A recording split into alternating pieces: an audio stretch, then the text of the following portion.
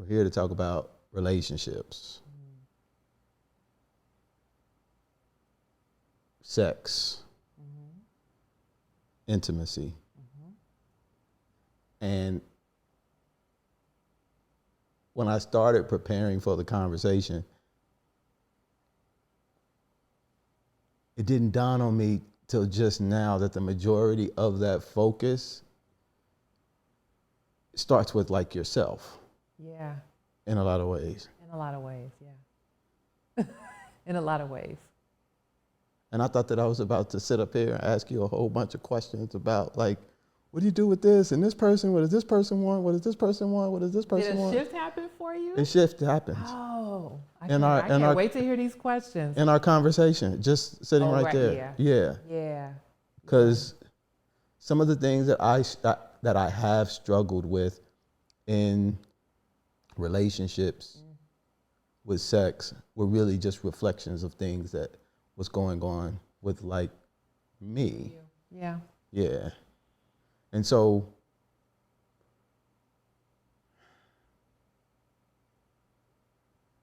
when you go down the sex therapist, coaching, sexology, relationship, there's a lot of stuff.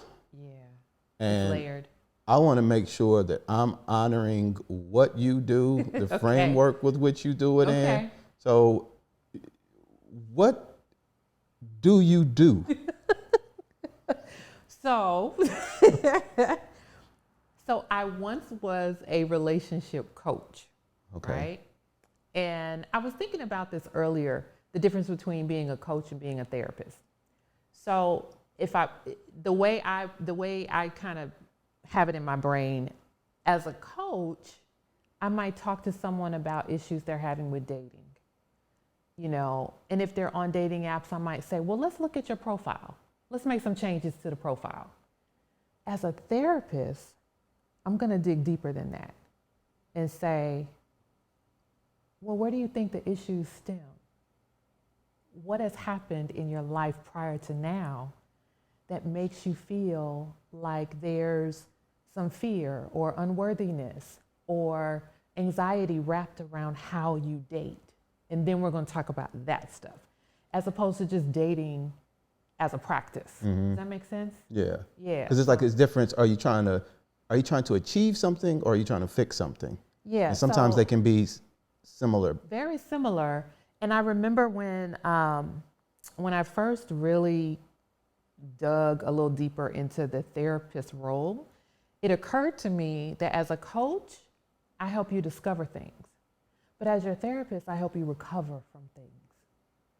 And I like the recovery process better because you're going to operate differently if you have recovered from things, as opposed to just discovering that it's there. You can discover all day that, I dealt with this and this affected me. But how do you recover from that? Yeah. So. Now, is it the recovery piece that you like more because that's a little bit more reflective of where you are in your journey and what you feel you've benefited from the most when you look in? So I think it depends on the issue.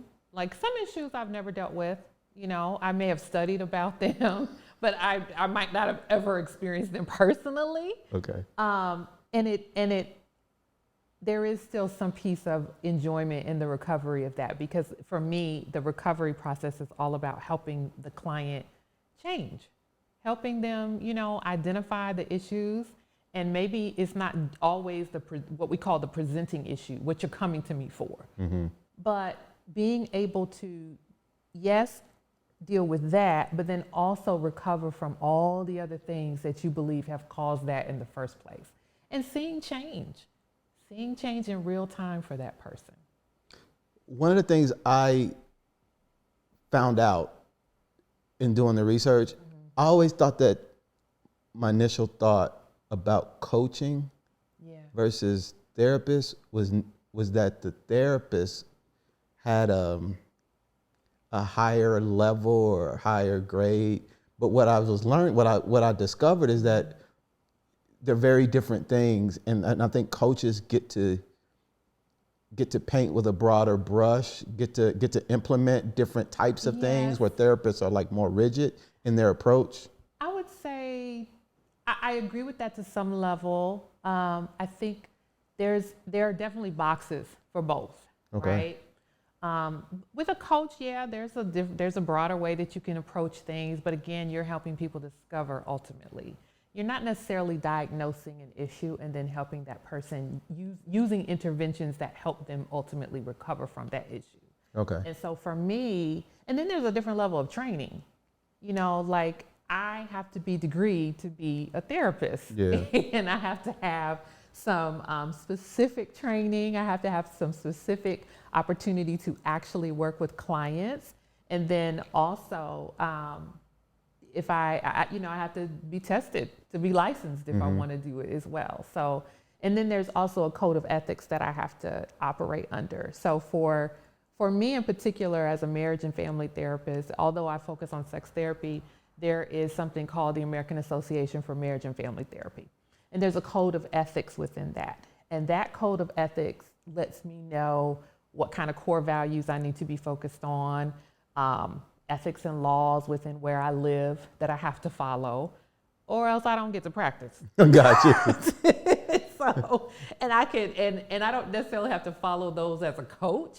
I could probably do a lot of unconventional things as a coach. Right. But as a therapist, yeah, you got some rules. You got some. You got a box. You got a little bit more of a box. Okay. So, and do the aspects of your ability extend to like physiology type stuff, like premature ejaculation? Absolutely. Okay. Absolutely. So there's like 4 things within sex therapy that most sex therapists deal with. And it's desire, arousal, orgasm, pain. And so within that like arousal, desire kind of area, you got premature ejaculation, delayed ejaculation, erectile dysfunction. These are for men specifically. And then something called Peyronie's disease, where now I chuckle because Peyronie's disease actually is serious. Okay. And it's very painful for men, but I'm gonna give you some layman's terms on it. It's really a curved dick. Oh. And so there are a lot of women sometimes that really enjoy that. But if it's actual Peyronie's disease, then sometimes the penis can be almost at a 90-degree angle, and that's very painful. Your face it can be extremely painful for men. And there are instruments that can be used. There's, sometimes you even have surgery that happens for. So there's some women that are like, oh, I like it curved. But for men, if it's curved to a certain extent, no, that's painful. You're sitting there like, wow. I didn't even know that was It's a thing. It's a thing. Because to be honest, I don't spend a lot of time talking to my homeboys about curved dicks. Most don't. Most men don't. And so that's why I didn't even know that was a thing. So but it's a thing, yeah. Okay. And shout out to the brothers who suffer from that, man. God bless you. I know. Listen. Yeah. So I come to you with something. Sex related or relationship related. Okay. I've always felt that, or at least based on the therapy that I've gone through, that is never the thing that you think it is. Usually it's not. Like a lot of people really think, oh, I'm going to come to this person. And it's like I said a few minutes ago, like I'm going to come to this person because I'm not getting aroused the way I feel like I should be. That's true in a lot of instances, but what else is going on? Like, what are the factors surrounding the reason that arousal has changed for you? One of the things that a therapist can do at that point is do something called a sex history. And when you get into sex history, you're talking about that person's background sexually, you're talking about partners, you're talking about instances where they can recall how they have been informed about sex over the years, what kind of education they feel like they've received over the years. And then also you talking some clinical issues as well. Like, okay, well, what age are you? Yeah. You know, what kind of things are you doing on a regular basis? How's your body changed? Because as we age, those things happen. Yeah, and it's they do. going to change your desire level. It's going to change your arousal level. You know, it's just, it's normal to an extent. But if you feel like it's an issue, we will have to talk about what's underlying to get to, you know, the brunt of why the desire is where it is, or the arousal is where it is. So Does that make sense? 100%, 100%. Okay. I want to start with the relationship counseling, marriage counseling aspect of what it is that you do first. Because I think sex should come later. Like, depends on the person.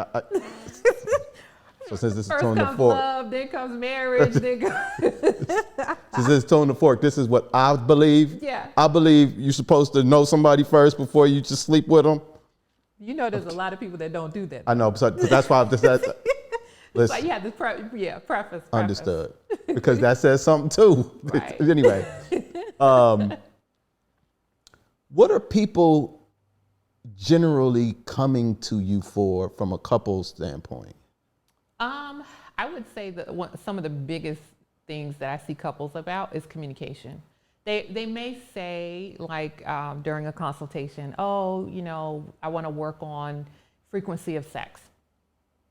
But when we start really talking, we're talking about how they communicate with one another. And maybe that is affecting the frequency. Or if there's been, you know, a life change. You know, maybe you just had a baby and you're dealing with uterine prolapse, which means there's some other medical attention that has to happen. Yeah. Maybe you need to see a pelvic floor therapist. Maybe you need to, you know, adjust how you do Kegels. And I'm focused on women in that sense of my answer.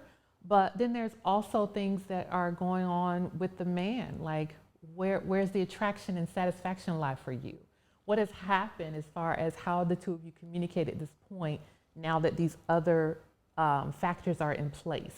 So yes, it may be that you're saying, oh, we want to have more sex, but we're going to talk about some other stuff first.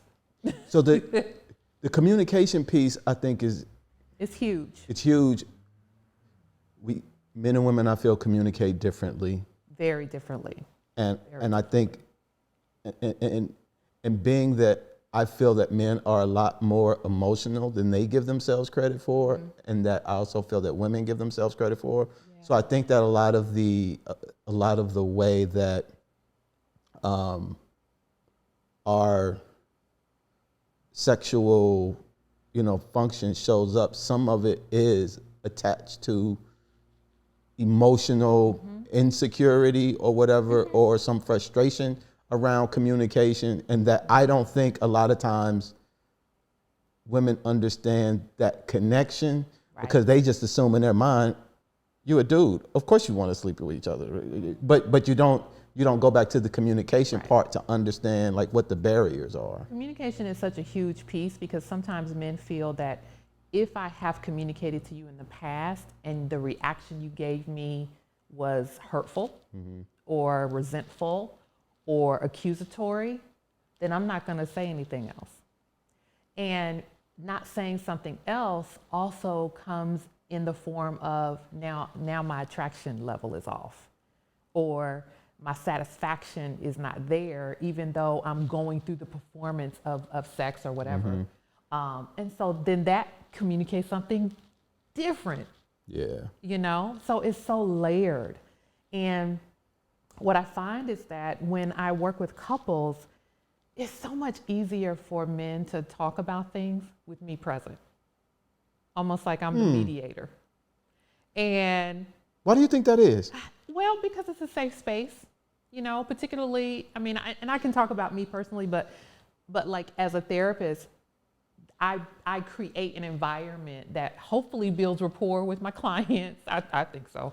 And then, you know, asking questions in a way that pulls information so that we both kind of get the answer, me and the partner. Yeah. And sometimes I can kind of see the light bulb, and the partner will be like, You know, and in my mind, they don't always say this. Sometimes they do, but sometimes I'm like, well, what the fuck? Why you ain't say that to me? Yeah. But it's in that moment that maybe they didn't realize that that's what was happening, whatever the answer is. Maybe they just feel comfortable in that moment to share. You know, it's about safe space. It's about having the right questions asked at the time so that you feel like you're being heard. Yeah. Because sometimes with couples, you get into the busyness of your daily life that even if you want to express yourself, you don't know if your partner really hears you. Yeah. Or if they hear you exactly the way you're trying to communicate whatever the issue is. Do you find that? Before you say that, there's something else that I thought about too. Sometimes there's shame behind the answer based on whatever was taught to you. So there's like intergenerational patterns sometimes that are passed down to us that, or how we've seen the examples in front of us of how men and women or however the couple dynamic in your home has been communicated. And if I see the adults, if all I have seen as a child is how adults respond to each other and it's not good, then I think that's how that is. Yeah. And so when I'm now in a relationship with you and you're asking me a question about something that I feel like is really deeply personal and almost hurtful, and I think you might not understand it or laugh at it or use it against me later, I'm not gonna share that with you. And you're kind of like the safe space that the bridges that, and because there's less risk. There's less risk with you. A lot present. less risk with me because after our session is over, it's over until the next time we meet. Yeah. And a lot of times I try to give people techniques that they use in between sessions so that they don't harm each other in between that time that we meet again. Because if we're talking, you know, if we're having a therapeutic session and we're talking and you and your partner had this big, you know, I want to say moment, but that's not even the right word, like discovery of, oh, wow, this is how you felt this whole time. Yeah. Then I might say to you as homework, do not talk about this again. Because if you do, you may cause more harm with each other. Yeah. Of course, I can't control whether you talk about it or not. Because you know we're going to talk about it as soon as we get in the car. Exactly. Or we just ain't going to say nothing. You ain't going to say a word. What's wrong? Nothing. But that's, you know, all I can do is say, listen, you've shared a lot today. I'm always going to do a mood check-in. How do you feel? How does what this person say, how does that sit with you? Because you need to hear those things. And once you hear those things, it's up to you on how you proceed. and that's real good. So thank you for saying that. Because I think there's this myth. I'm just going to say what I'm about to say. Say it. There's this myth that exists within women, I feel sometimes, which is, I want to know the truth. And then when you go to a therapy session and you tell the truth,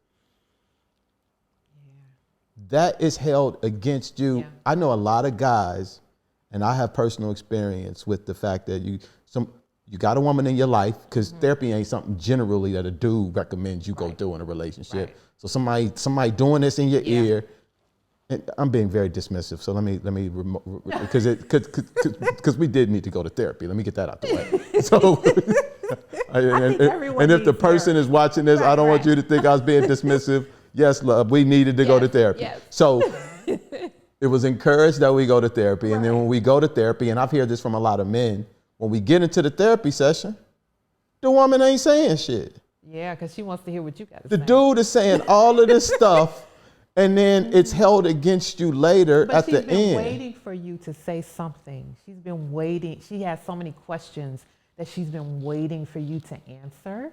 And it's always very telling in the therapeutic space because men do talk. And it lets me know this is where you feel safe. and you feel like your words won't be weaponized. So why don't men feel safe with their women? It goes back to what I said. Like, some of the examples that we've been given have been horrible. Let's just be honest. They've seen different, examples in their lives of how people communicate with one another, and it's not great. Or they've been taught to, use their influence one way or the other, whether it's sexual or whatever else, as the barometer of whether or not you're going to get what you want from me. Yeah. So if you talk to me, then I might open up to you more.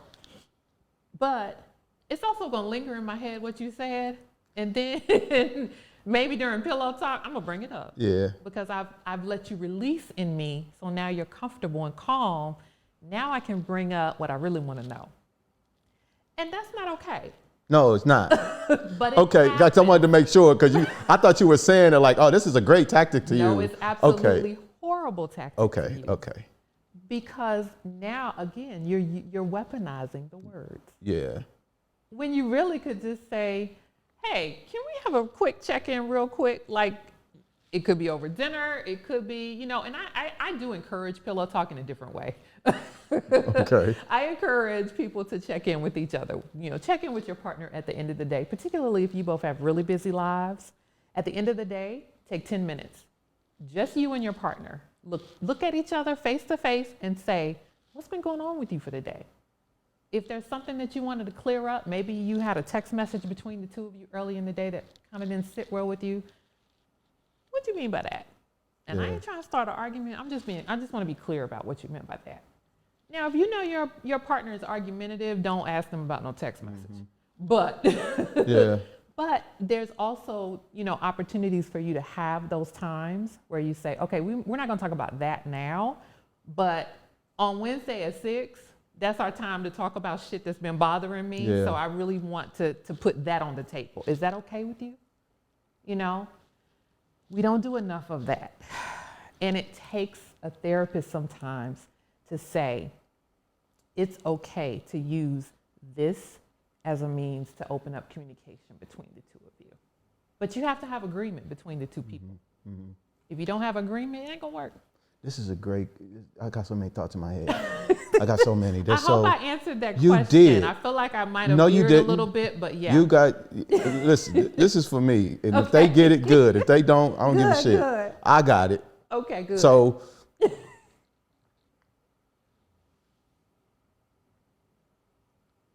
being raised by a single mom who's working her ass off, who doesn't have the time to process.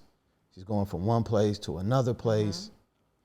And if you're a little boy and you're observing these mood patterns, you don't necessarily know where they're coming from. We don't know if what we're observing is the right way to process that emotion or the wrong way. And in a lot of cases, we internalize that what we're seeing is because of something that we did or didn't do in some way, shape, or form. And when you don't have that communication, that open communication between your mom in a way that is healthy and constructive, because as you were talking about the patterns and why men don't feel comfortable talking to their women sometimes, I'm imagining me getting that imprint of this is what that emotional mood is like, the imbalance of it, and I don't want to add anything to that to make it worse. Because when women talk, they're dumping, and I don't mean this like in a negative way. I'm just trying to speak as direct as I can. Oh no. They're dumping so much shit sometimes, and and the man doesn't feel like he has room. And it's not that we don't want to talk, it's that there's no room. Right. And I don't know how, does therapy help with that? It does. It does. But the right questions have to be asked for that. I think sometimes checking in with people about their capacity to hold the thing that you want to share is really important, and we don't know how to do that. And it takes practice. First of all, it takes learning that's a thing, and then practicing it and giving each other permission. So I'm gonna step back just a little bit to one of the things you said earlier when we were talking about intergenerational patterns. We focused on male gender. And then you brought up single moms. So there's so many layers sometimes to the things that a single mother or single parent in general holds on to, that as a child seeing those things, we have no idea what we're seeing, what we're witnessing. And we don't know how to ask questions about that. Or we can say, Mom, what's wrong? And they say, oh, nothing, baby, because you're a child. Yeah. You don't have the capacity to hold whatever it is that's happening with that person. And I say person because sometimes it's a single father. True. But it made me think of, because I was raised by a single mother. I'm giving a little self as a therapist here. We have no idea what real experiences they're having with their relationships, particularly if they're not in front of us. So if there's an instance where, there was marriage and then divorce, or maybe never marriage at all. Back in the day, people had whole families in different places. Yeah, around the corner. Yeah, and you can't ask questions about that. I mean, you can, but what answer were you going to get that you understood as a child? And so there are so many different things in our community specifically. And I speak from that lens because that's the lens I live in. Understood. Yeah. That are confusing, but they are ingrained in us as a way to operate. And so we become adults that learn we don't talk about certain things in certain spaces. Number one, because we don't know how to. Yeah. It wasn't modeled for us. Yeah. Yeah. Or there's some shame behind it. And so if at some point you found out that there was another family, or there was, some infidelity or whatever it could be, but it was always kept quiet, or it was always talked about in a way of disdain. Yeah. You then hold that as the way to operate. And until you get into a space where you're with a partner who makes things safe, meaning the physical space around you, the emotional space within you, and then also lets you know that it's okay to grow within those spaces, you're not going to talk because you don't know what to say. Do you find in your therapy sessions that it's important for men to feel safe? Absolutely. It's important for everyone to feel safe, but particularly men, because it is oftentimes, I want to say their first it's their first experience with therapy, but sometimes it's not. And I'm going to say this, sometimes the therapy experience alone has not been great. And you leave it without healing and recovering from whatever it is that's happening with you. And because you had an experience with a therapist that didn't necessarily go well, you don't go back for years. Yeah. And then when you come into that space, again, that's the example you've had. So now not only are you carrying, the things that have happened in the past, some of them could be, trauma, some of them could be just, mishandling of different scenarios that you never got a chance to talk about or work out. But then also when you tried, you had a fucked up scenario with a professional. Yeah. Yeah. That's a good point. Yeah. So it's all those different things sometimes. And until you get with a therapist that's a good fit and that can really, ask the right questions, it may take you a long time, even in that space, to open up. And as you're talking, I really feel, I don't think that there are a lot of differences. How do I say this?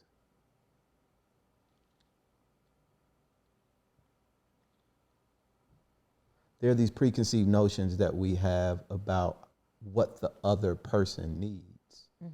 And most of that is based on societal standards of man, woman, needs, desires, and those sorts of things. Cultural, very much so.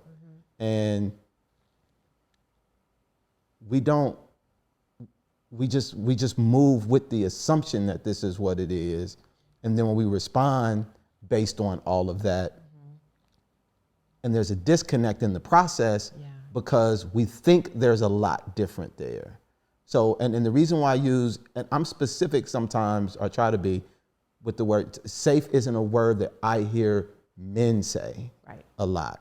It's something that I hear us talking about for women, but it's not something that I hear us directly say for men. But men need safe spaces. Because in my mind, the default is, of course, women do. But we don't name it specifically for men. And so when we talk about how do we create these spaces, because we're calling them different things. Yeah, you might call it, I want to feel comfortable. Yeah. I don't feel comfortable. Yeah. But it's really safe. Really safety. It's really safety. Yeah. And sometimes a therapist can ask the right questions, to your point, to get to the root of what it is. Because once you peel all the layers back and you see you in the other person, that's when empathy and grace. And the opportunity for validation. Yeah, there you go. You know, I like that. So if I empathize with where you are, then it's easier for me to validate the emotions you're expressing. If I don't empathize with you, I can hear you. I can accept that there's some things that you're sharing with me, but I may not validate you in a way that continues to allow that safety to be expressed so that you share more. What's a good way to validate? Sometimes validation comes in the form of saying something like, that must really be difficult to talk about. Thank you for sharing that. Sometimes it comes in the form of normalizing something that's expressed, like, wow, you know, I can understand how that is real hurtful to share, but it's normal to feel that way based on that experience. From a therapist standpoint, we validate often because we look at it from a lens of having information about where people sit in, we mentioned it briefly, I didn't label it as such, but things like clinical issues that come into play. Having a layer of cultural competency that when we're talking to someone, for instance, you know, we've thrown cultural competency all through this conversation.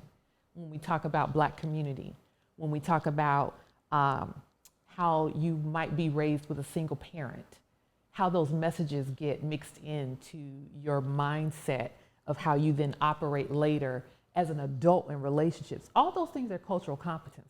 And so from a therapist standpoint, if I already kind of know what statistics say about how people communicate based on those spaces that they've grown up, socioeconomic status, you know, again, gender, age, the fact that you may have had a one-parent home as opposed to a two-parent household, you know, and even when you think about like how respect is happening in the space of your home. Like if there is multi-generations living in your home, what's the respect level? What's the communication level? What have you been allowed to say over the years? All those things come into play when I'm able to validate what you're sharing, whether it's hard to share it or whether you are finally at a place where you feel like, whoo, oh my God, I've been waiting on this. Let me just tell you everything. Yeah. It depends on the person, of course, but a therapist that keeps that skill at the forefront can validate and also normalize that, of course, you feel that way. You shared that this is where you come from. It makes sense that that's how you would internalize some of these things that you're going through. These kind of relationships that get disturbed when we don't take the time to know what it is to sing, to know how to get close to the mic again. What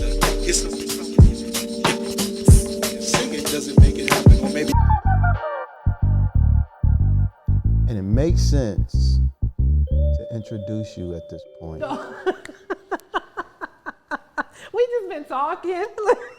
The person you all are listening to is a mother, is a novelist, is a relationship therapist, is just an overall beautiful creative spirit. Thank you. K.S. Lewis. Thank you. Thank you so much for coming on and talking about all of this stuff. There's a little bit of me in every question that I have. I might not say it directly. There's a little of me in every answer. I might not tell you what part is me or what part it isn't. Don't have but to. I'm thankful for the opportunity to just talk about some of these things and just expose what a lot of common challenges are and how you overcome them, and the fact that one of the things I'm learning in my relationship with my wife, and we're married, so that means you got ups and downs. Yeah, absolutely. And I think we might be at a place now where we're a little bit more on the downside, but I'm in the boat. Yeah. We're gonna keep going. We got somewhere we gotta go, and that's the end. But if people don't get to see what the journey looks like, when you live it, you think something's wrong with it. True. When really it's just, you bump, you scrape, but you heal, you learn. And in therapy, I feel, gives people an opportunity, at least for myself, to sift through, what it meant, what you can keep, what you can put away, and just helps you, make sense, give you insight into your blind spots. And a lot of what I'm hearing you talk about is just that, like giving people who genuinely care and want to work to not just be a better partner, but a more self-aware human. Yeah. Because I think you are a better partner just by default if you're more self-aware of what your shit is. Yeah, I think it's all about, for me, when I was on more of the relationship coaching side, one of my main things was helping people be their authentic selves. Because if you are showing up as your authentic self, everyone around you is going to benefit. Yeah.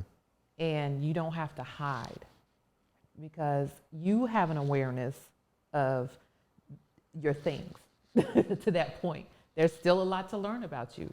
As long as you are breathing, as you go through the lifespan, there's going to be something to learn.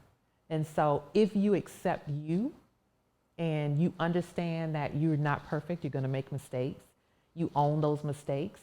When you are having trouble owning the mistakes, you know where to get help with that, then everyone around you will benefit. So, raised by a single mom. Mm-hmm. Yeah, for the most part. She did get married at some point. Damn, brother, right. She don't even remember you. Right. No, I know, my bad. Shout out to the bonus dad. I'm just kidding.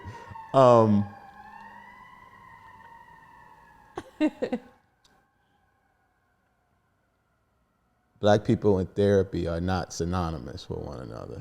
I think it's getting there. It's helping. It's improving. Messages out there that are improving. And I love that. I love that. And I love somebody with your background, your vantage point, and your skill set to that people who look like us can come to and really feel connected to the work. How did you get on this journey? I can't imagine it just being an easy road.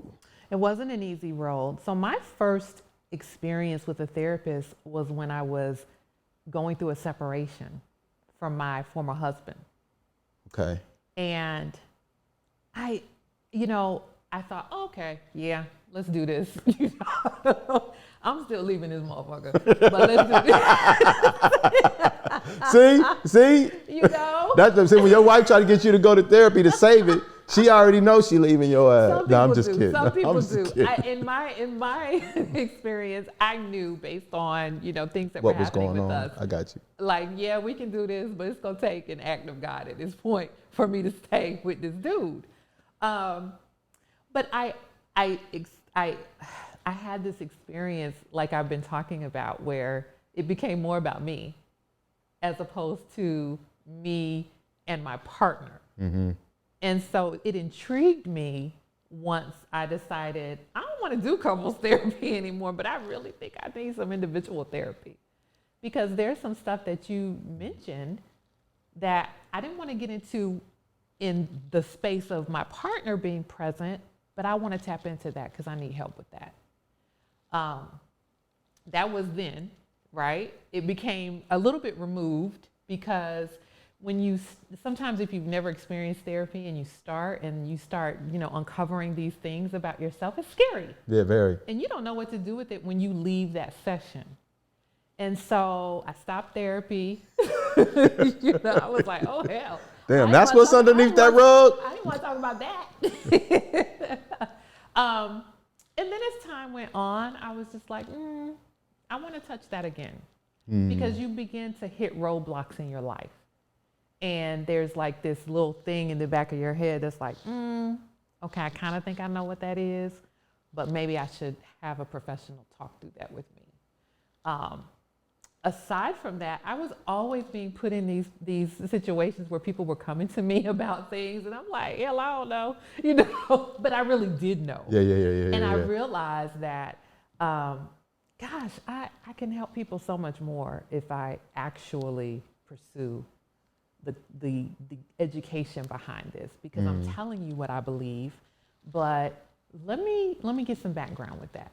Let me get some real knowledge behind that. Let me get a license behind that. And shout out to all the licensed therapists. That takes so much work. I'm finishing now. But that's how I got into it. Just, always being approached by friends, by, I work in higher ed, and so by students about their issues and things that they were experiencing, and giving advice, but feeling like I could probably help more if I had more education. In 2020, I became a certified relationship coach, and it started happening again. I would have these clients, and I'm like, yeah, I can help you discover some things about yourself, but you need some recovery. That needs to be folded into what we're talking about. And I need the clinical background to do that. So I pursued the degree from that point. When you date dudes, when you tell them you're a relationship coach or you deal with sex functioning, does that make them feel a certain way? Yeah, it does. And then I have to turn me off sometimes, because the way that I just talk to people sometimes, my friends say, stop therapizing me. That ain't even a word, but it's our word now. That's a word in my close relationships now. Stop being therapy K. I don't need therapy K right now. And it's hard sometimes. Very hard. Because when I hear people say certain things, I'm like, and I don't ask a lot of yes or no questions. Me neither. And so I'll say, well, why do you think that happened? Yeah. And it's like, damn it, I don't know, and I don't want to talk about that with you. Yeah. Okay. But why did you react that way? So I have to turn it off, especially in my close relationship. Do you though? No. Okay, I just want to make sure, because I was about to tell you, don't turn this shit off. Okay. But I do recognize when it's there. I'm not the person that should enter that space with you. Right. Got you. And sometimes I'll say, have you thought about therapy? It ain't got to be with me. It can't be with me, actually, if I know you. But I can make a referral. Okay. If you're ever interested. And I'll leave it at that. What I love about the fact that it's you. It's like in your...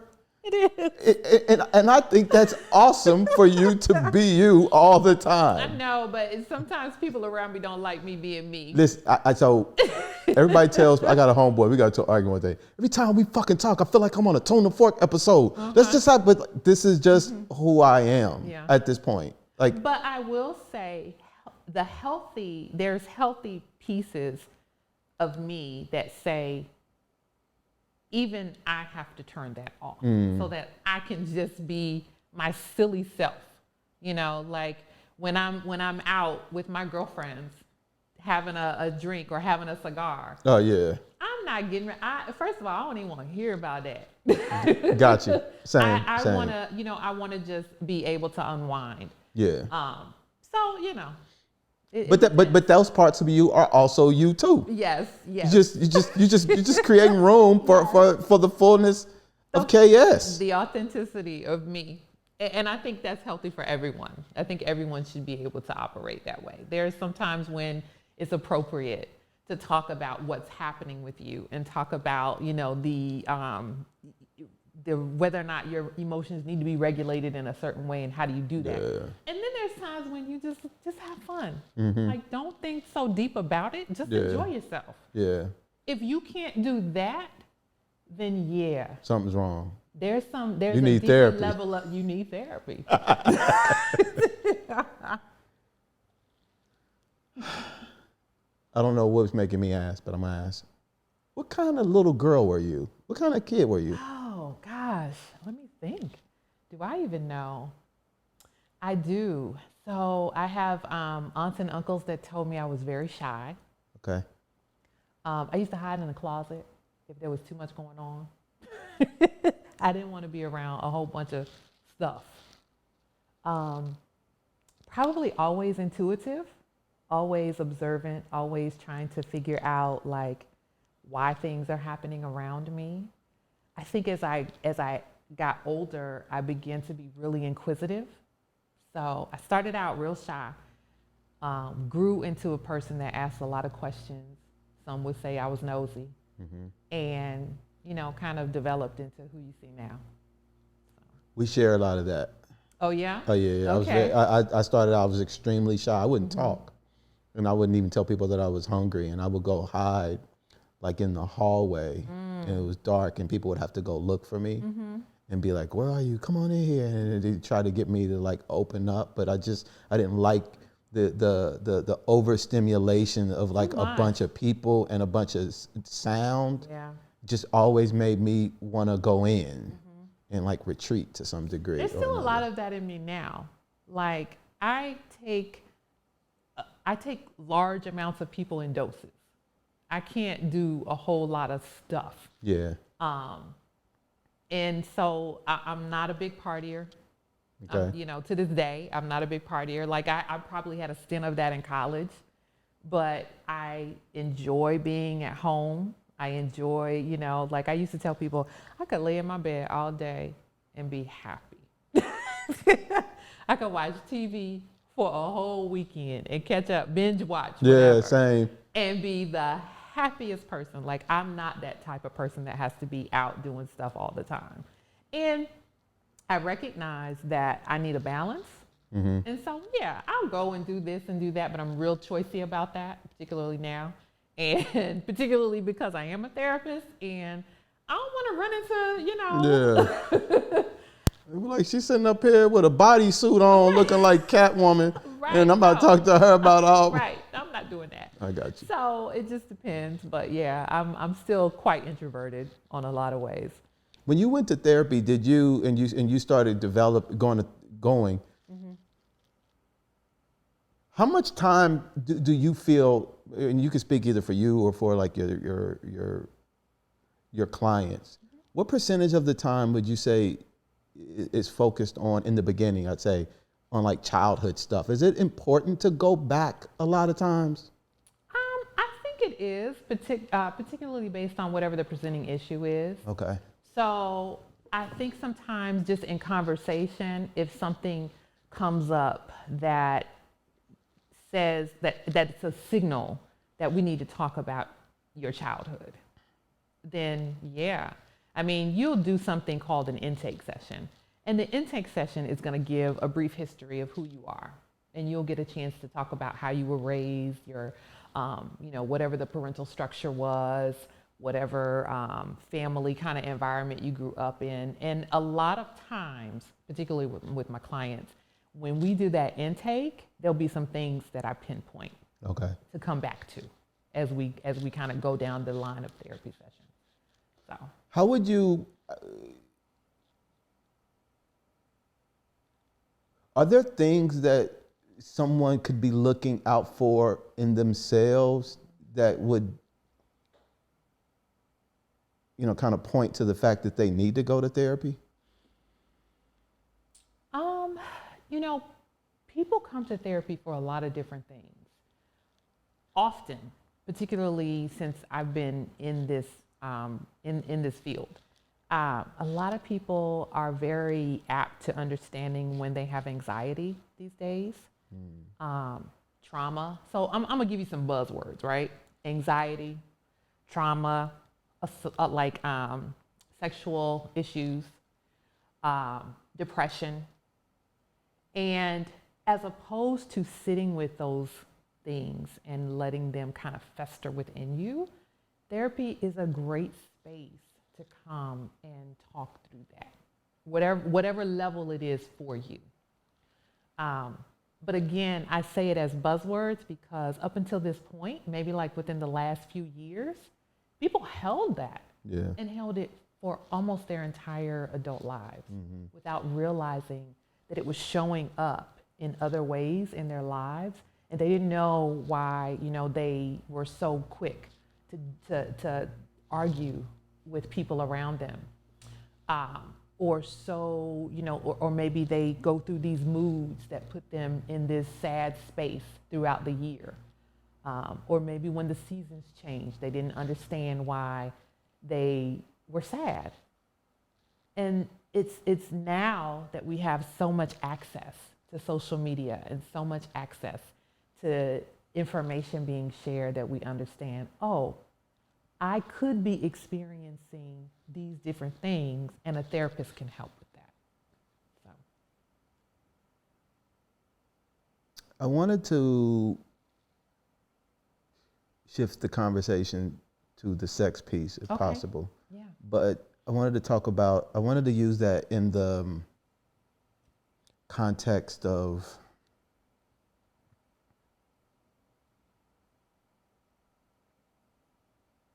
how do I say this? I don't feel like for me personally that sex was just sex. Okay. In the way that we generally use the term. Okay. Does that make sense? Explain more. Okay. What I like, why I like it, how much I like it, pointed back to something else that had nothing to do with sex. Okay. It was just showing up in sex. Right. And so for me personally, to have a conversation about sex is always an attempt to talk about something else that is impacting the sex. For me, one of the things is how I see women shifting. I wasn't shit for a long time on how I was treating women. And I remember hearing women say stuff like, men don't like women. Men hate, or that man doesn't like women, or you don't like women. And I was like, I don't understand. I never could understand what that meant. I was having a lot of sex. I was out here wilding out, was doing all kind of crazy shit in the acts of sex. But I had a perception about women and my access to them, what I felt their role was, based on what I felt their value and perception, and my perception of their value was. Right. And as I'm getting older, I feel that as that is shifting, so is how I perceive sex. Yeah. Isn't that wonderful, though? To have that. It is. That aha moment, yeah. Because it was like, if I want to do these certain things to a woman, can I really say I like them? Sometimes unhealthy sexual behavior expresses itself in compulsive fantasies, compulsive acts. And we don't know where that comes from, but 9 times out of 10, my opinion, for anybody out there that might be like, that shit ain't in no book. My opinion is it stems from images that we've seen over and over and over that we misinterpreted. So pornography for one. Messages that we've been given by people around us that never had therapy. It could be friends, older brothers, even, mothers and fathers, or just like, people who took care of us. And never having the opportunity to ask questions that would explain what we were experiencing or what we were seeing or what we had confusion about. Yeah. And then there's a lot of societal messages over the years that have told us how we are supposed to treat each other. And if we took those messages in, then we are going to continue, particularly as a Black community, to treat each other like shit. It's only until you get back to, like what we've been saying, our authentic selves, and have an awareness of where we may have fallen short over the years, get some help with those things, and communicate in a real and honest way without attaching shame to it. Because there's a difference between shame and guilt, right? Yeah. We can talk about that. But until we create space, safe spaces for each other, we may never get that memo. We may never get it. And what I feel you're describing, and again, this is like you said, my opinion. This is my opinion. It ain't in no book, but it, at least in terms of the definition. We could write a book about this shit, though, That's intimacy. But some of us, I'm going to lump myself into this one. Some of us never understood that intimacy does not always have to do with sex. Most of the time, it has nothing to do with sex. Intimacy is about how you communicate to another person about what you feel about them. And it's also within you. So how do I feel about me? Yeah. Where's my level of self-love? And if I have my level of self-love on the up and up, then I'm not going to let you treat me any kind of way. Yeah. And if you don't like it, then you're not the right person for me. We don't always understand intimacy. Or the messages we've been given says intimacy is about sex. It's not. It's not. Intimacy goes back to communication. Yeah, and safe and feeling. And feeling safe. And I think too of an image that pops into my head, because I think like in images sometimes, like energy that can flow both directions. Like there's a level of synchronicity. Yeah. It's a synergy almost in between two beings or multiple beings. Some people, have more than just one partner. But it's the allowance of being who you are and having acceptance from that other person. And feeling at ease with expressing those things to that other person and having it reciprocated. So what do you do when someone comes to you and says, I don't give a fuck about all that. I just want to have some sex, and I'm trying to find a better way to do that. Okay. I mean, there are some people that feel that way, but that just says you're just trying to, have space to hook up in a safe environment. Okay. There's sex clubs for that. Go have a ball. Okay. Or two. Okay. Okay. And that's okay as well. Like sometimes people are very clear about what they need, and I'm not here to judge you on what you feel you need. Now, if you feel it's compulsive behavior, if you feel there's a danger in it in some kind of way, or if there's been something unhealthy that's been expressed through whatever the behavior is, if you're operating in an unhealthy way, then we can talk about that and talk about the why behind that and where that came from. How do you get to that on the surface level though? Like if it's about questions that I might ask. Okay. Like, How often are you having sex? How often do you think about sex? What type of sex are you having? Okay. You know, do you feel like having unprotected sex on a regular basis in an environment that's unsafe is okay? What are your fantasies? What kind of fantasies are you having that make you feel aroused? So there's a lot of questions I can ask that gets to the brunt of whether or not you're expressing healthy or unhealthy behavior. How do you feel? Do you find that people are having more sexual challenges now?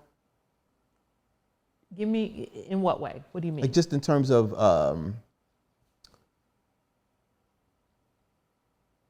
function. So when I hear you say that, it makes me think of desire and arousal, not necessarily performance, because some people think that they're performing well and knocking it out the park every time, but Okay. unless they ask questions and have an understanding of whether or not that partner is receiving them in the way that they're giving that performance, it may not line up the way they think it is. Because I'm wondering how over sexualized society is now with the images and with porn and OnlyFans and all of that. How is this added stimuli impacting relationships with people, or is it impacting sex, or is it impacting intimacy? I think it's impacting both. But again, it's kind of, so yes, it's impacting both, right? Okay. But everything that I believe with intimacy and even sex is about communication and consent. And so you can see all those different things and you can think, oh, that's the way I do it. But then there's this other part of it where there's a lot of really good communication and really good education out there. So there's I don't know if it's a balance. I'm not even gonna say it's a balance. I'm gonna say that for as much as we are inundated with messages that are really screwed up as far as how people enjoy sex, there is a contingent happening that I'm seeing where there's a lot of sex educators out there and a lot of platforms that are dedicated to saying, this is actually okay, and here are the ways in which you can express it in a way that might bring you more pleasure. There's a lot of people that are talking about pleasure in a different way. There's some different things I'm following on social media where they show like all these different sex positions, like a sex position of the day. I wish I could remember the name of it, but as opposed to just showing an image, they give you information about the position and how it can be utilized with able bodies, with disabled bodies, where the pleasure point might be for it. Like those things are good information to have. But just having a video pop up where you see two people, you see a porn couple fucking for like an hour and you think that somebody orgasmed off of that? No. Okay. There's, we don't have to talk about how porn works, but. Good point. But yeah, so there's, for as much as we have had to consume the wrong message, there's a contingent happening that I'm noticing where we're getting good information if we pay attention. So you hear about these statistics with women and orgasms and stuff like that. A lot of women aren't having orgasms Right. during intercourse. Right. There's so many other ways to have an orgasm though. And what happens is their partner has to be open to hearing them say what they like and what they don't like, and having the opportunity to trial and error. So, okay, we might not be able to, get an orgasm out of I'm saying we, I don't mean we. two partners may not be able to get an orgasm vaginally if it's a man and a woman. It doesn't have to be a man and a woman. But, there's clitoral stimulation, there's breast stimulation, there's all kinds of other ways that an orgasm can happen.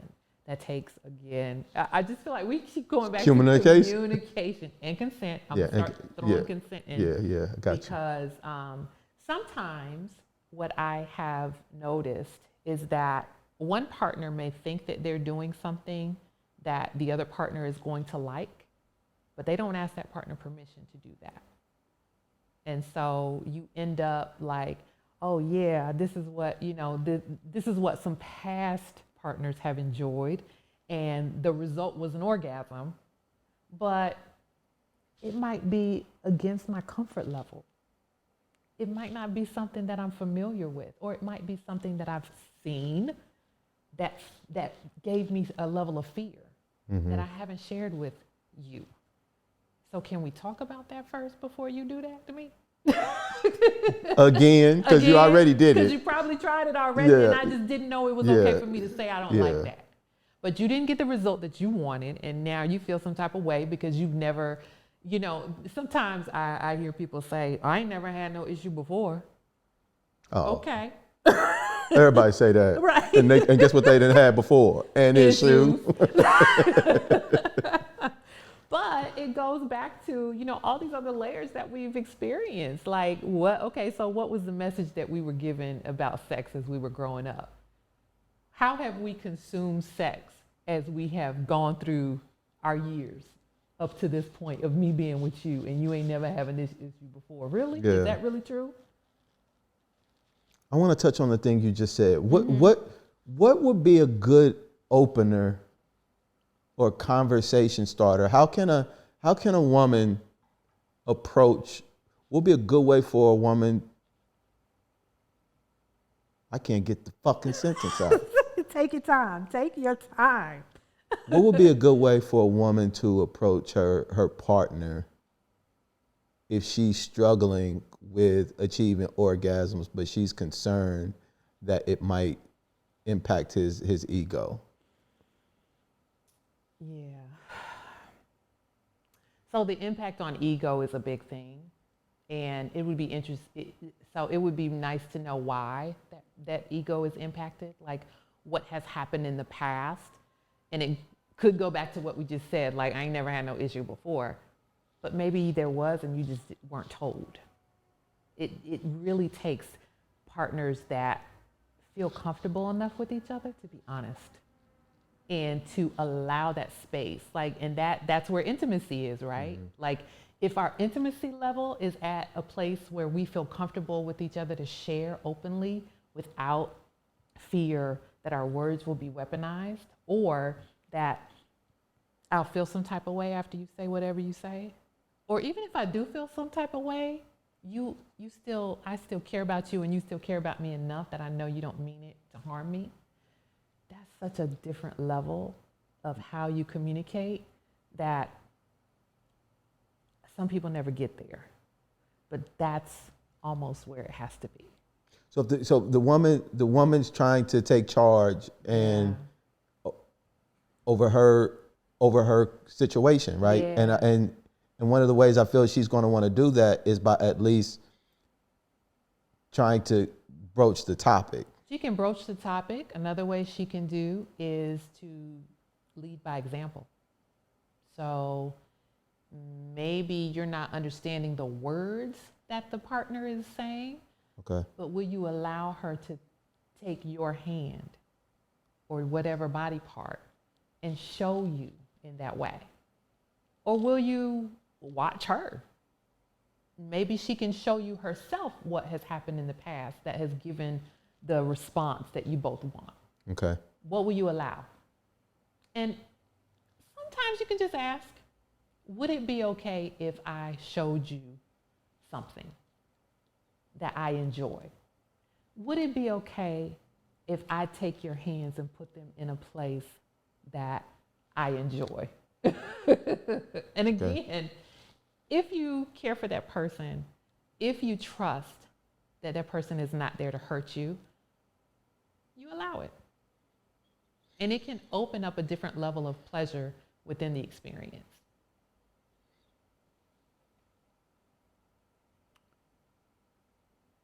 We getting older. Yes.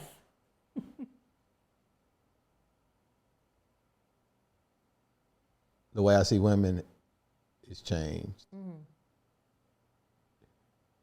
Therefore, me seeing them all as somebody I want to conquer and pursue and get access to has also changed. Obviously, I'm married now, so Right. let me make sure. Right. Because I saw your look. You're like, nigga, ain't. No, I knew what you meant. So What I really wanted to say in that moment is congratulations. thank you. Thank you very much. What role does getting old play in sex? And is it okay for your libido to reduce? And is it something wrong with you because you don't want to go as much as you used to, or? No, it's not anything wrong. And whether you want your libido to change or not, it's gonna happen. It don't need your permission. It won't wait for your permission. There will be changes that happen as you age. It could be libido, it could be desire, it could be, it could be a lot of different things. A lot of times I'll talk about, what is the level of desire that a person has in seeking medical treatment or doing things naturally. I'm a big proponent of trying to do things naturally. So there's a lot of food and spices and herbs and things like that that you can use that will help. But then also how you view your partner and the ways that, we're going back to the word intimacy, are expressed between you and your partner will allow for the change to be okay. And so I may not be able to lift my leg up a certain way or whatever, but there's different things that bring you joy as you age that don't necessarily include penetrative sex. Some people some people get it in till well into whatever age. Yeah. But for those people who, who have differences in those areas, you have to learn to express your love and express your intimacy in different ways, and to be okay with that, because it's not just changing for you, it's also changing for your partner. And that's what I feel sometimes we're trying to fight the inevitable in a lot of cases. And so, and I do want to acknowledge that I recognize that I'm speaking in very broad terms as if I'm talking about all people. That's no, we're not talking about all people. That's why I said there's still some people that get it in. Yeah. Or there's some people that use medication. There's So this is my own pet peeve. I see that there's so much more attention given to male sexual dysfunction than women. Like I've done a lot of research on it. So there's really only maybe 1, 2 at the most, but I really want to say 1 approved medication for women when it comes to dysfunction. What is this? What is not functioning properly? It goes back to those 4 buckets that I talked about: pain, orgasm, arousal, and desire, right? So that's expressed both with men and women. But when you remember I gave you that whole long list of things with men that included the 90-degree joint, the 90-degree joint, premature ejaculation, erectile dysfunction, delayed ejaculation. There's so much attention given to helping a man perform when it comes to those things. And then you'll see where there's a lot of articles and research that say where it's women, it's just an issue with her desire and satisfaction. Like, what? What do you mean? It's definitely. So you're saying there are lists for women too? Well, I believe so. I believe that there's arousal disorder. There's issues with orgasm.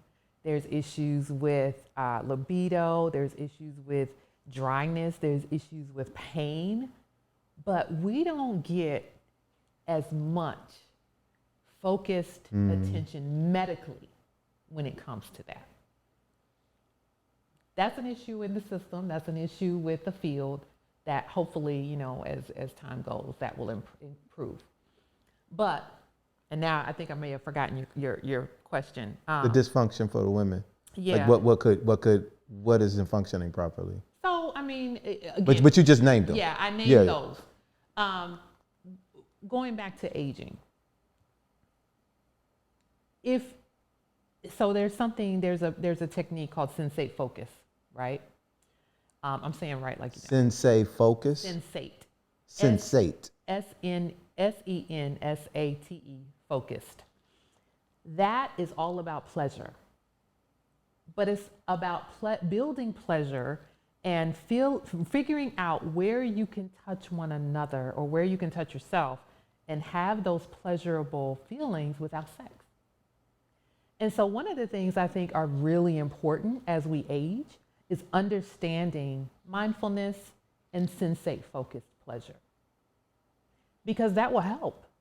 If lying next to your partner and being able to caress one another in a way that allows you to feel pleasure without necessarily putting a penis in that's not working the way it worked 10, 20 years ago, that's going to continue to build that, to maintain satisfaction between a couple, as opposed to feeling like there's a problem because he didn't, you know, refill his Viagra prescription or go down to the gas station, get a gas station pill, whatever. I'm joking about that. Please, God, don't do that.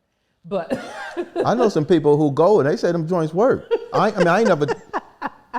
Yeah, there are people that use them, but I can't, you know. I ain't fooling around with it. I can't, you know, I can't confirm or deny because I don't know. But yeah, you know, making it okay to age and understanding that it's inevitable. And so how do we maintain the level of satisfaction that that we've had over the years without necessarily having to end whatever the night in sex without having to have sex if we're not able to have it in the same way?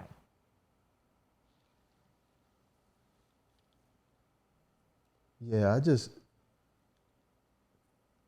want to, the thing that you were saying before about like just embracing who you are, you know, there's so much incentive now to not.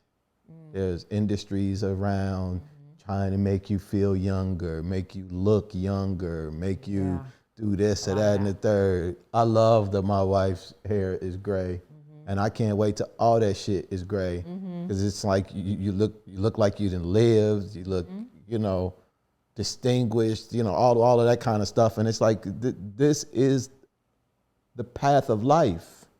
To just move from one, you had your fun, you did the things that you were doing, and the sensate thing sounds, when there's a lot of emphasis on sex, I feel like, when there's a lot of emphasis just on sex itself, like the penetration, intimacy is, I feel, lost. Because there's not a lot of conversation and talk about intimacy unless it's something that I feel, oh, let's talk about intimacy so that it can lead to sex. Right. And it's like, no, the objective is intimacy. It doesn't have to lead to sex. It can just be that. And to me, that's the real, in my mind, as we're talking about this stuff, like where a lot of the work is done in trying to create that energy that just flows between each other. And if it leads to sex, then that's fine. It leads to sex, but at least you got a great person you can communicate with. Y'all feel safe with one another. Y'all pillow talking and checking in, making sure everybody got what they need. Now, let me put this thing in you for a little bit. But all of the other stuff is already, you know, addressed. The sex can be a culmination when all those other things are in place. Yeah. But often that's not the message we've received for most of our adult lives. I never received it Yeah. until recently. Yeah. To your point. So, And so we don't know what to do with that. We believe that the intimacy is a means to an end, and the end is sex. Yeah. Well, really, the means to an end to intimacy is intimacy. Right. More intimacy. More intimacy. And more satisfaction. Yeah. Between the partners. And a stronger connection between them. Yeah, it's a. Because if the intimacy is there and the connection is there, the satisfaction is going to be there. And if all those things are in place, when you want to have sex, you're going to get the result. Just a straight path. That you want. Ain't no obstacles. Yeah. You just open the door. Yeah. It's like walking around, I was about to say walking around wet. You can. You can. I mean, yeah, you can. Who do you think struggles with intimacy more?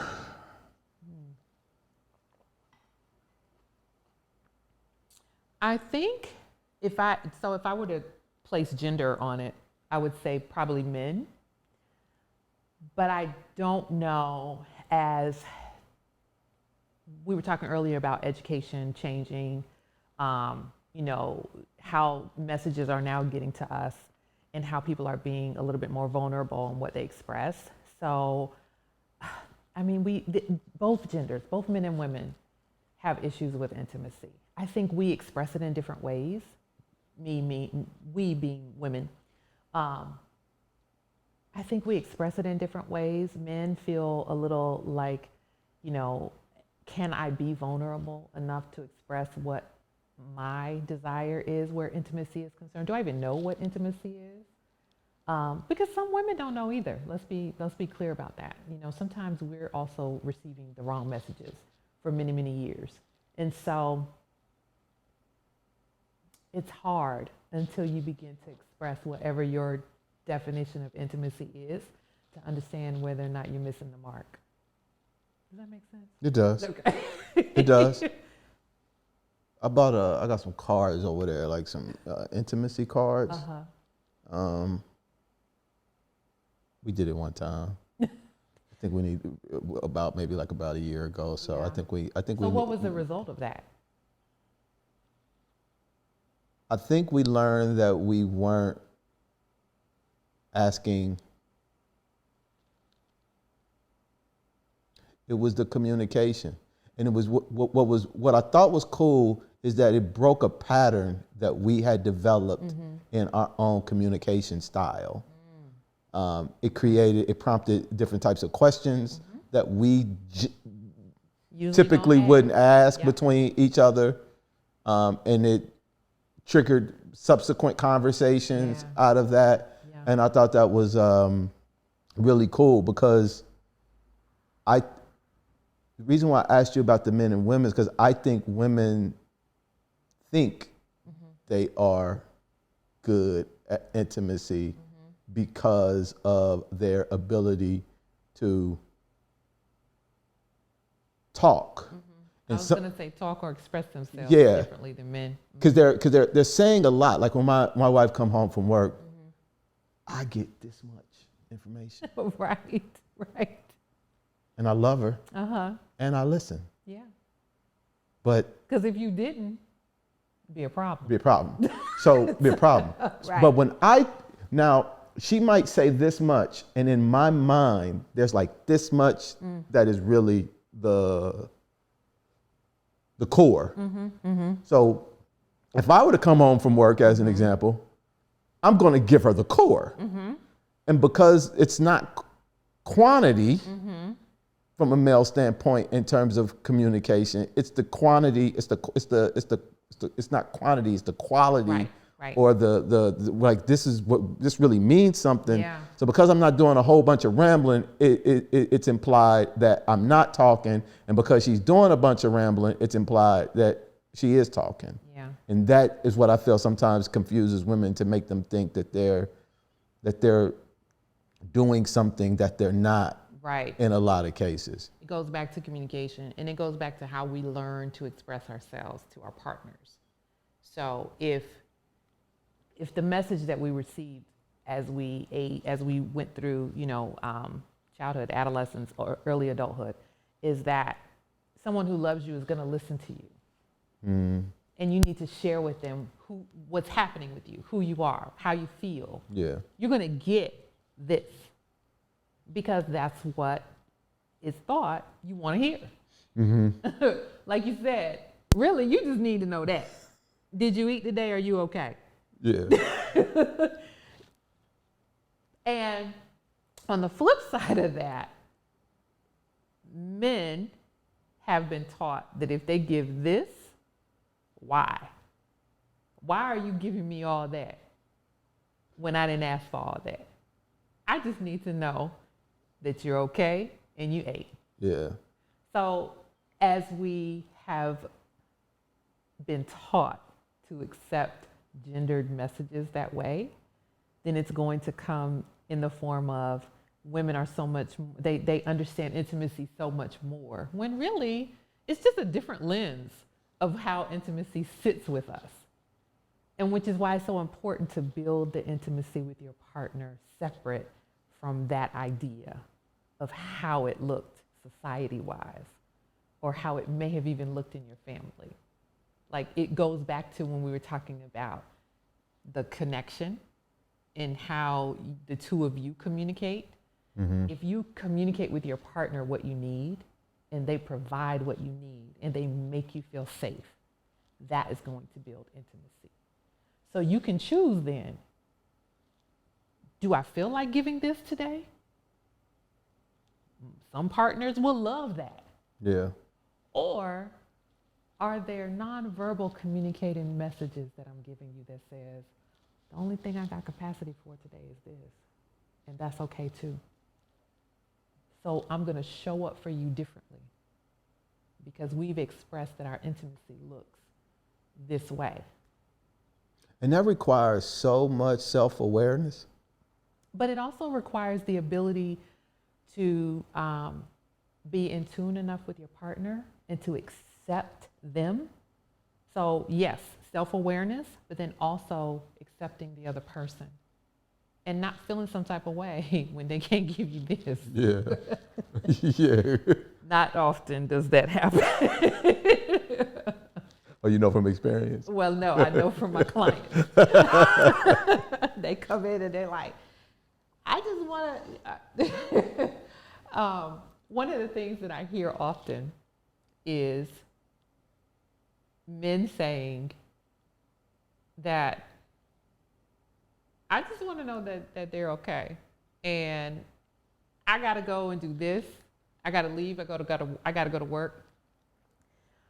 But the partner will call me. We will say bye. I'll see you later. I love you. Have a great day. When you say have a great day, that kind of signifies I'm gonna talk to you later. But by the time they hit the car, the partner is calling them. Oh, is everything okay? Yeah, I just thought we would chit chat on your way to work. Why? We just talked. So that's it.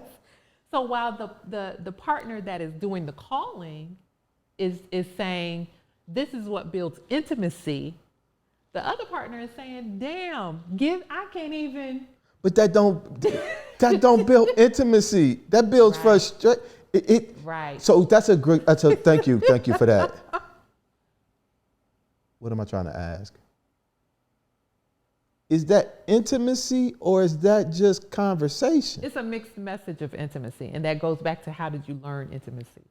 What did you believe intimacy looked like as you were accepting the messages? What was modeled for you? Goes back to, what do you need from me to show you that I care? So if I leave and I say I'm gonna see you later, does that say, call me when I get in the car because I just can't get enough of you? Or does that say, this 20 minutes or 30 minutes or an hour commute, whatever time, is the only time that I have to myself, and I need to refuel. And I need that. And I love you, but give me that space. And there's nothing wrong with you. Yeah. But I need that space. Like if those things aren't communicated, then you're gonna get the frustration that you mentioned. Like, damn, you just calling me to talk. Yeah.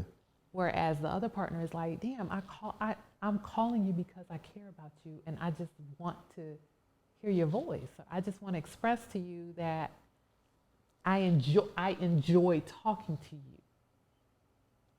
But when I call you, it sounds like I'm frustrating you, which means you don't want me.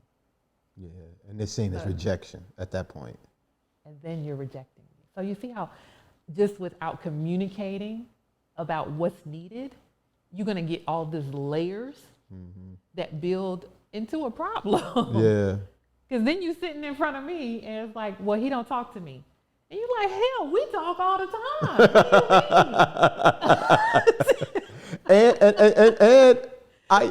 If you like to talk, because you just said, I like talking to you. Yeah. That's different than saying, I like listening to you. Yeah. So when you call me in that 20 minutes, more than likely you're spending the majority of time talking.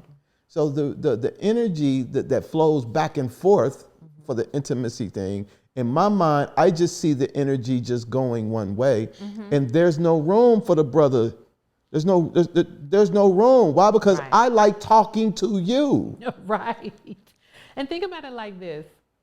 There are some scenarios where one partner is at home, maybe with children, or maybe no one.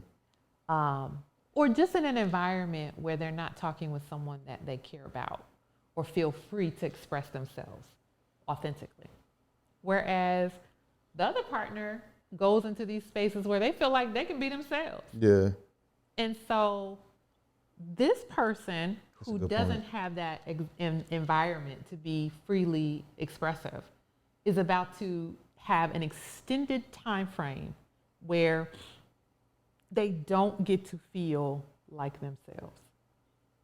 And so they're calling because I'm about to go through multiple hours in my day having to limit me.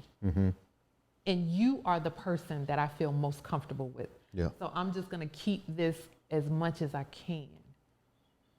Whereas this other person is like, damn, we just talked.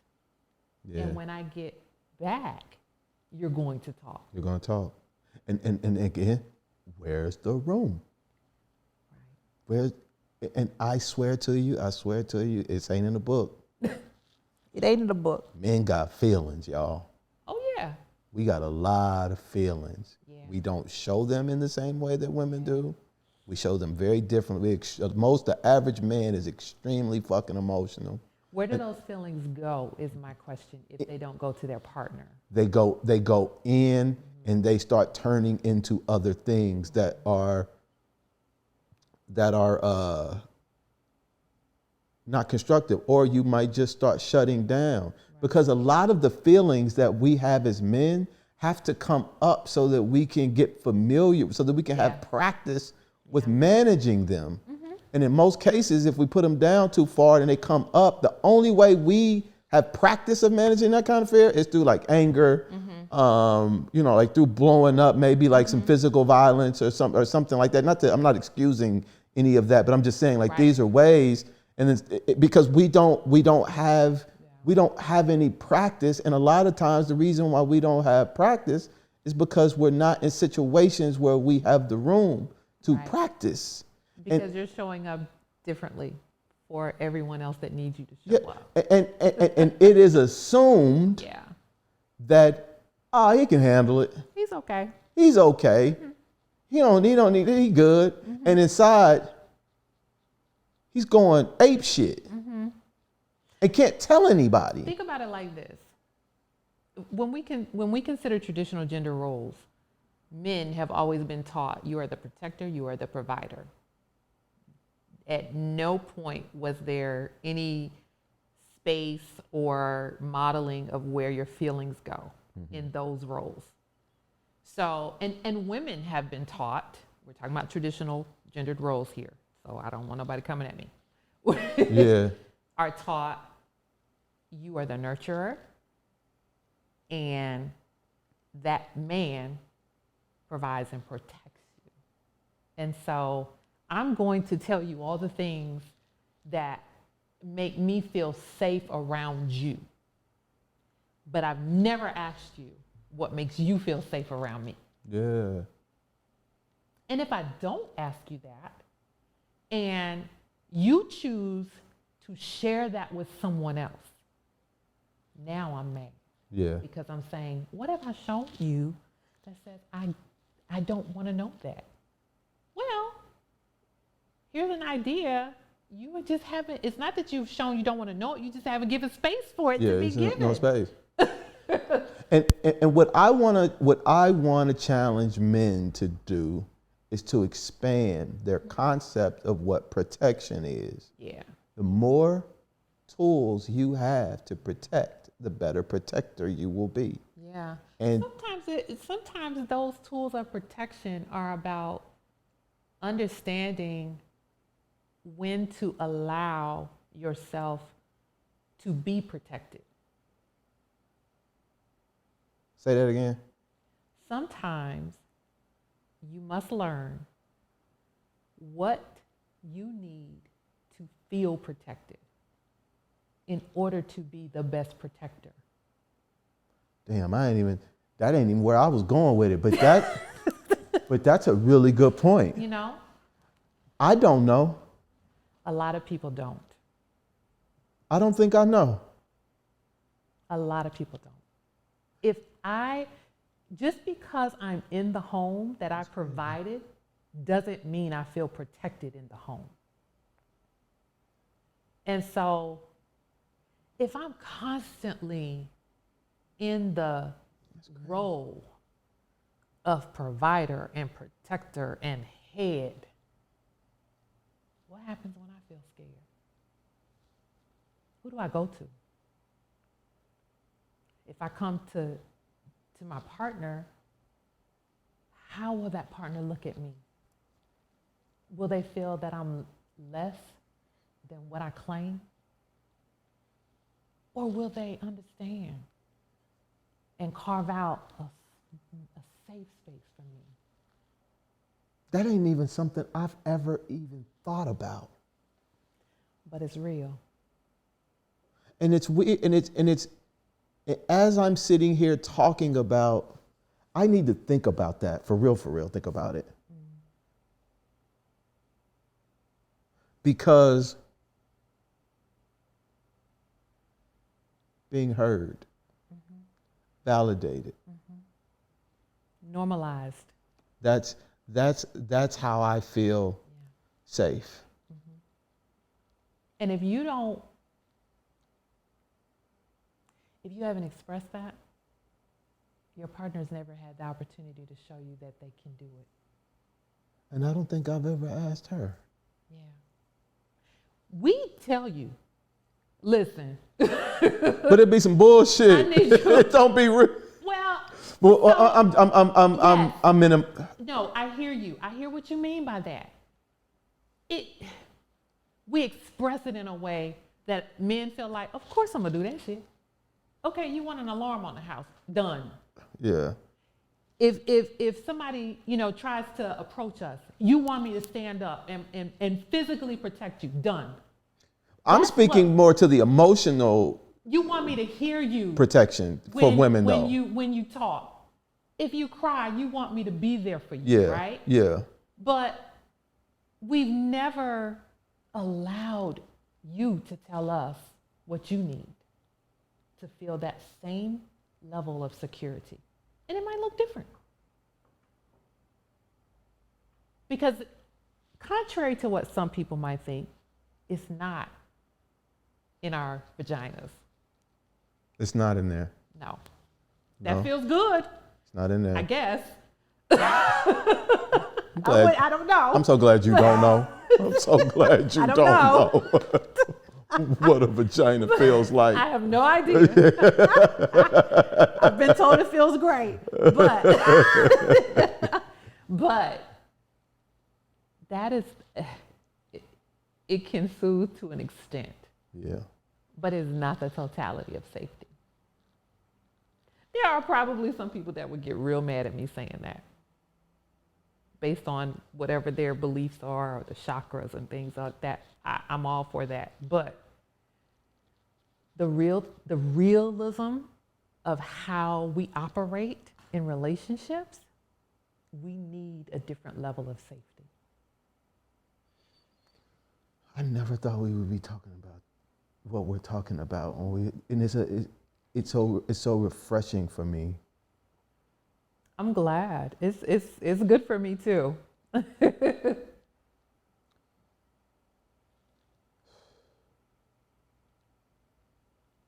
When I went to therapy,